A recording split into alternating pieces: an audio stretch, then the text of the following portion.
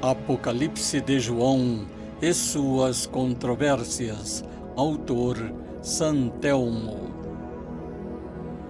Capítulo 5. Primeira parte. Preparativos da luta. 3 anjos predizem a vitória. Livro do Apocalipse, capítulo 14, versículos 6 a 13.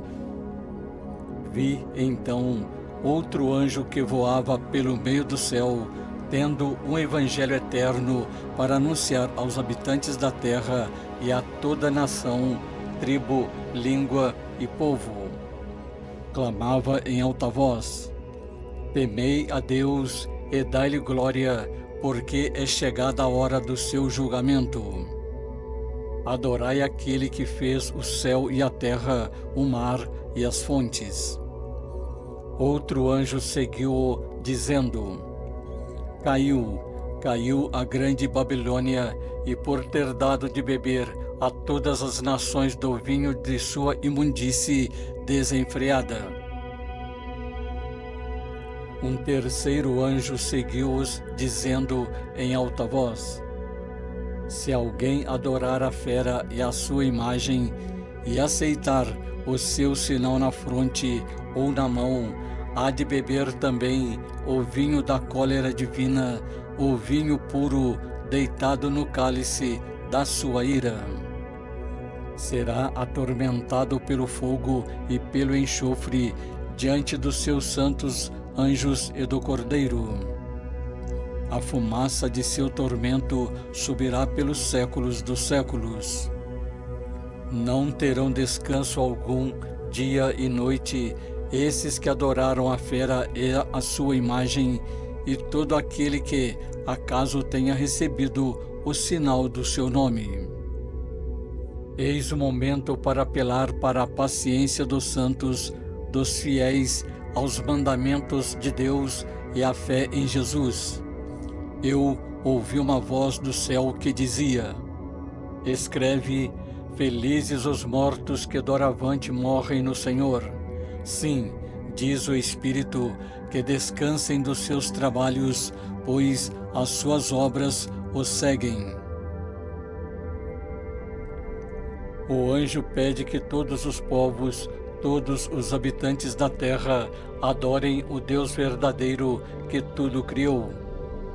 Em seguida, outro anjo anuncia a queda da Babilônia. Que Babilônia é essa?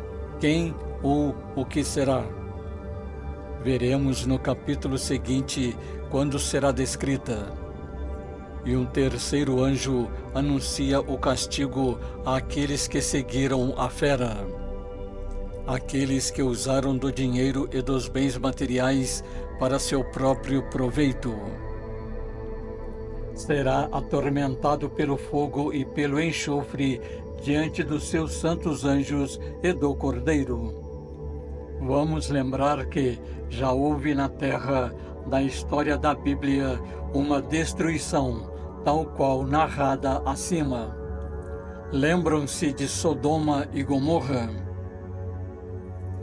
Gênesis, capítulo 19, versículos 1 a 3, 12 a 17, 24 a 26. Destruição de Sodoma e Gomorra. Pela tarde chegaram os 2 anjos a Sodoma. Lot, que estava sentado à porta da cidade, ao vê-los, levantou-se e foi-lhes ao encontro e prostrou-se com o rosto por terra.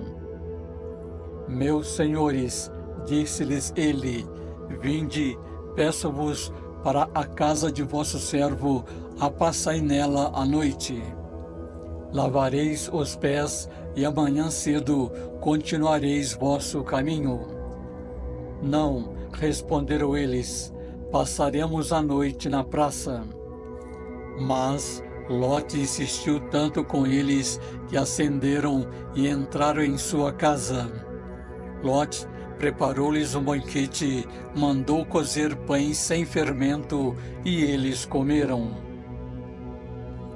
Os 2 homens disseram a Lote: Tens ainda aqui algum dos teus genros, ou filhos, ou filhas, todos os que são teus parentes na cidade, faze-os sair deste lugar, porque vamos destruir este lugar, visto que o clamor que se eleva dos seus habitantes é enorme diante do Senhor, o qual nos enviou para exterminá-los. Saiu Lote, pois, para falar a seus genros que tinham desposado suas filhas. Levantai-vos, disse-lhes, sai daqui, porque o Senhor vai destruir a cidade. Mas seus genros julgaram que ele gracejava. Ao amanhecer, os anjos estavam com Lote, dizendo: levanta-te, toma tua mulher e tuas 2 filhas que estão em tua casa, para que não pereças também no castigo da cidade. E como ele demorasse, aqueles homens tomaram pela mão a ele, a sua mulher e as suas 2 filhas, porque o Senhor queria salvá-los, e o levaram para fora da cidade. Quando já estavam fora, um dos anjos disse-lhes: salva-te, se queres conservar tua vida. Não olhes para trás e não te detenhas em parte alguma da planície, mas foge para a montanha, senão perecerás. O Senhor fez então cair sobre Sodoma e Gomorra uma chuva de enxofre e fogo vindo do Senhor do céu, e destruiu estas cidades e toda a planície, assim como todos os habitantes das cidades e a vegetação do solo. A mulher de Lote, tendo olhado para trás, transformou-se numa coluna de sal. Portanto, Deus já fez chover fogo e enxofre sobre a terra, devido à iniquidade dos homens, e fará novamente, pelos mesmos motivos de outrora, a iniquidade dos seres humanos. E o terceiro anjo anuncia o castigo àqueles que seguiram a fera, aqueles que usaram do dinheiro e dos bens materiais para seu próprio proveito.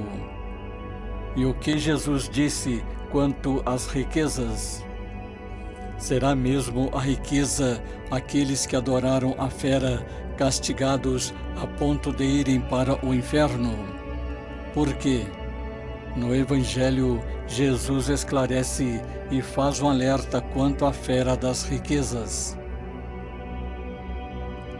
Evangelho de Marcos, capítulo 10, versículos 17 a 27.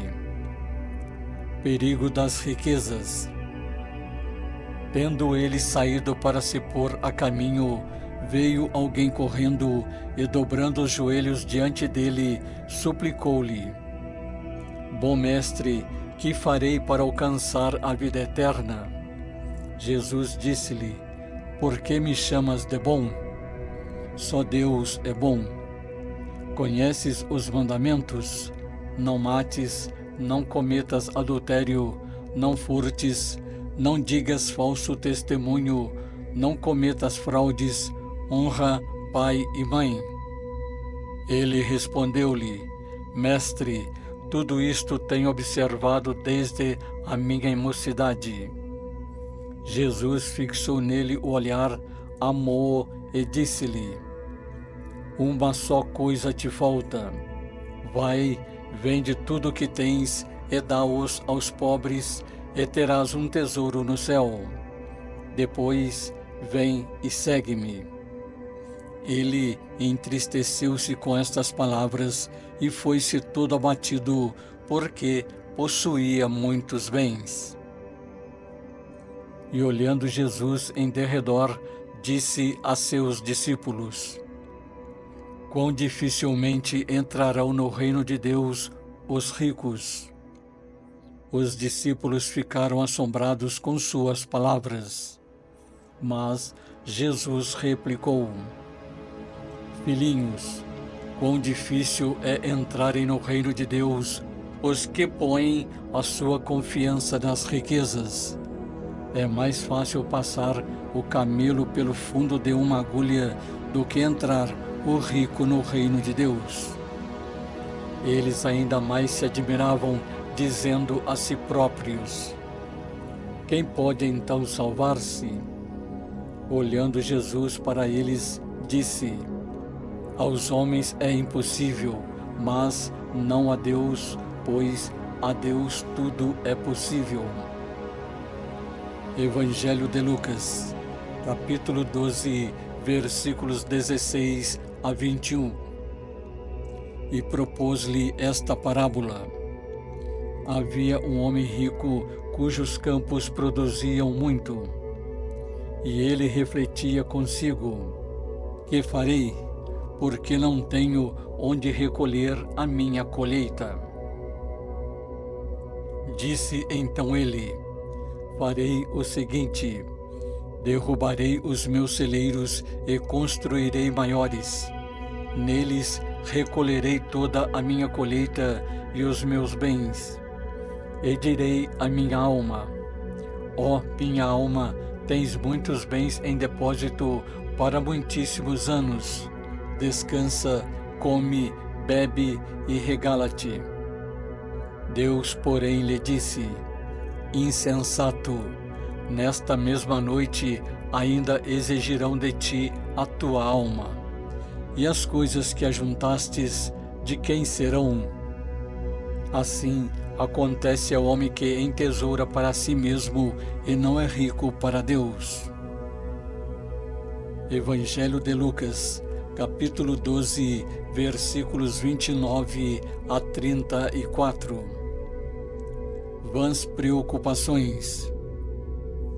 Não vos inquieteis com o que haveis de comer ou beber, e não andeis com as vãs preocupações, porque os homens do mundo é que se preocupam com todas estas coisas.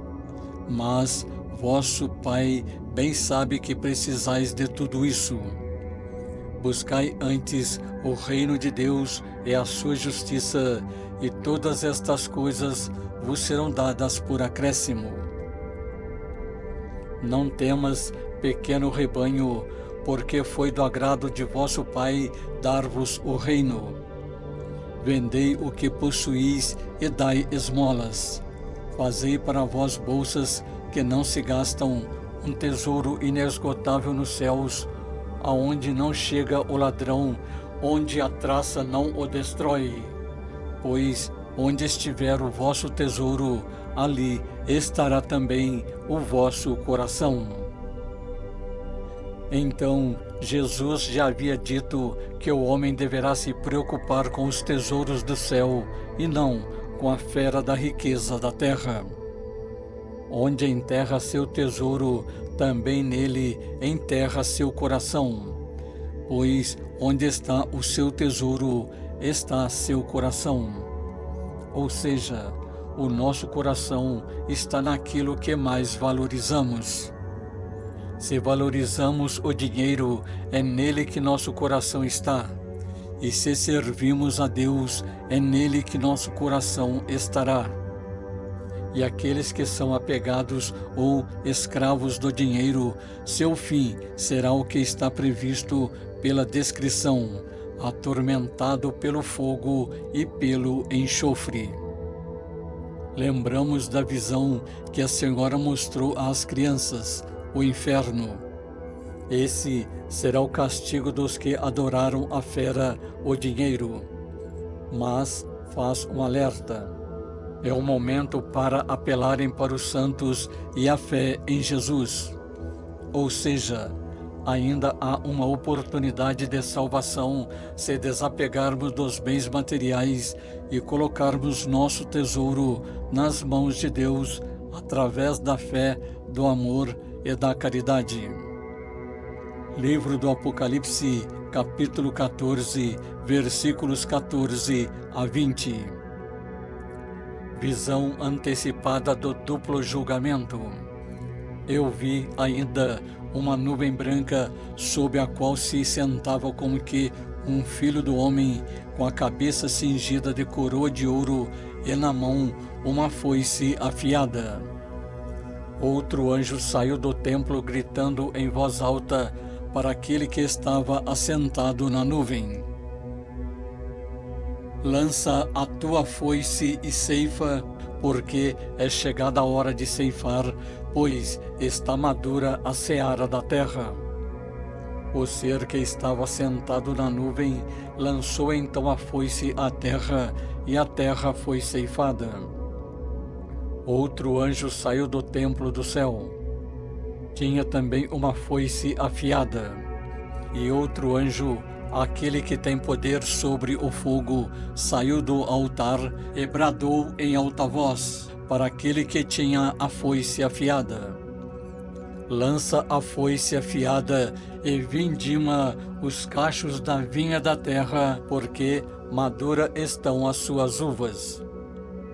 O anjo lançou a sua foice à terra e vindimou a vinha da terra e atirou os cachos no grande lagar da ira de Deus.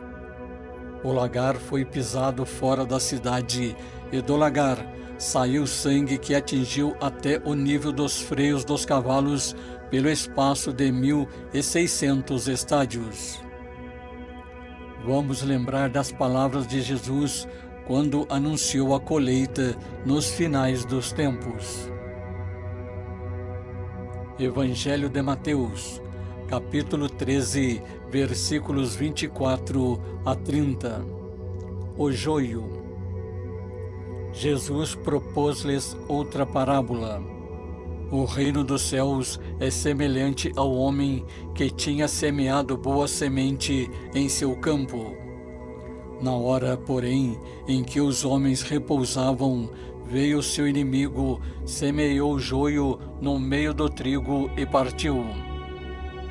O trigo cresceu e deu fruto, mas apareceu também o joio.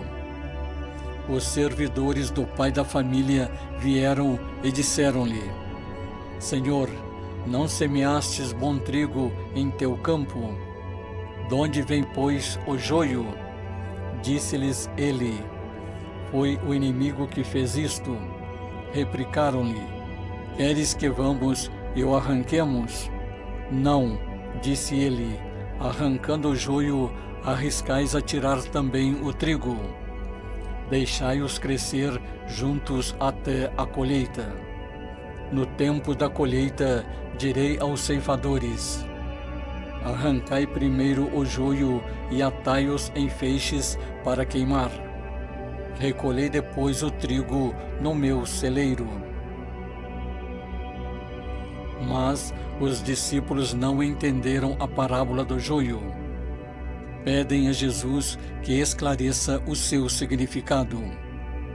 E Jesus atende o pedido deles. Evangelho de Mateus, capítulo 13, versículos 36 a 43. Explicação da parábola do joio.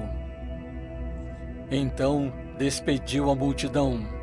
Em seguida, entrou de novo na casa e seus discípulos agruparam-se ao redor dele para perguntar-lhe: explica-nos a parábola do joio no campo. Jesus respondeu: o que semeia a boa semente é o Filho do Homem. O campo é o mundo. A boa semente são os filhos do reino. O joio são os filhos do maligno. O inimigo que semeia é o demônio. A colheita é o fim do mundo. Os ceifadores são os anjos. E assim como se recolhe o joio para jogá-lo no fogo, assim será no fim do mundo.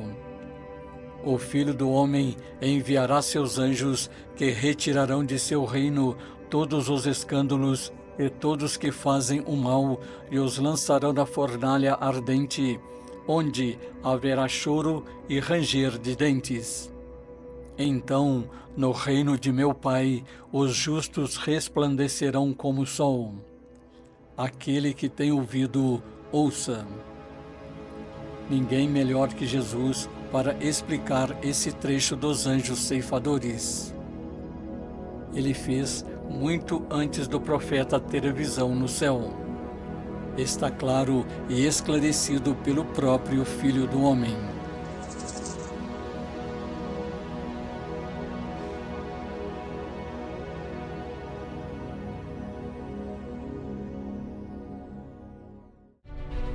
As revelações do futuro.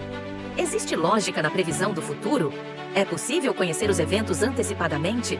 Porque o futuro precisa ser anunciado. Prepare-se para revelações surpreendentes sobre os mistérios do Apocalipse e os segredos por trás das profecias. Inscreva-se agora no canal Controvérsias Histórias da Bíblia. Ative o sininho e acompanhe esta jornada única para desvendar os enigmas do futuro.